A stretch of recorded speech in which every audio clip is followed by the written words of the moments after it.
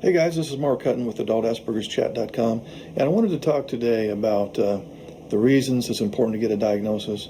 If you suspect that you have Asperger syndrome, or maybe you're married to a neurotypical partner or spouse, and they have suggested that you have Asperger syndrome, it would be good to know. I run into a lot of situations where I get emails from the neurotypical wife, for example, and she suspects that her husband has Asperger syndrome, but he refuses to seek a formal diagnosis. He has no interest in researching it, has no interest in marital counseling. In fact, worse than that, he flips it around and blames her for the problems, for the relationship problems, instead of looking at the fact that he may have a developmental disorder.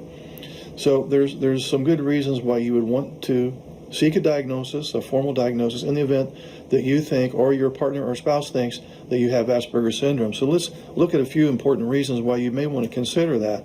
A diagnosis, for one thing, can provide a framework for labeling, understanding, and learning about the behavioral and emotional challenges that have been baffling up to this point.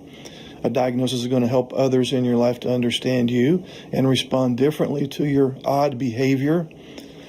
Also, getting a diagnosis removes the mystery and diminishes the shame associated with being a bit weird, which leads to a greater sense of community and begins the process of learning to live more adaptively with an Asperger's brain.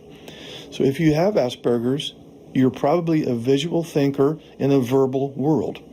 So with an Asperger's diagnosis, you can get the help and accommodations you need to complete courses, tests, and interviews, other things to get the work that you want. You may get easily overwhelmed anytime there's too much sensory input. For example, parties at the mall, grocery store, sporting events, and so on. And you'd very much like to be comfortable taking part in these ordinary activities. The problem could be Asperger's, and part of the solution could be getting that diagnosis.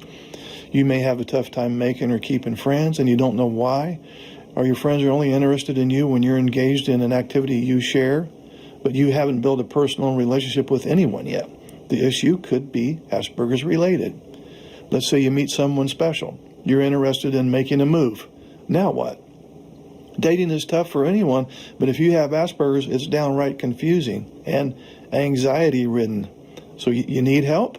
You might need to start with an Asperger's diagnosis. You may never seem to get a job that reflects your abilities, even though all your credentials are terrific on paper, or you're passed over for promotion regularly because you just don't get the office politics. Could be Asperger's.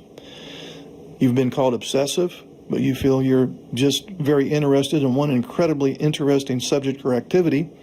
You like to figure out whether you're right or wrong and make a good decision about whether to try to expand your interests. It would help to know whether or not you have Asperger's.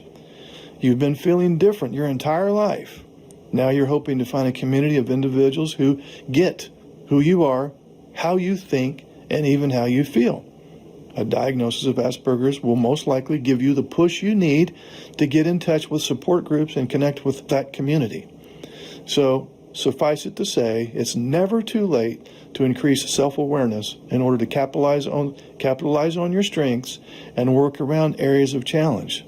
And there are many more strengths associated with Asperger syndrome than deficits or weaknesses. You certainly can improve your life greatly by capitalizing on your strengths, and you have many of those. Knowing about Asperger's gives you an explanation, not an excuse, for why your life has taken the twists and turns that it has.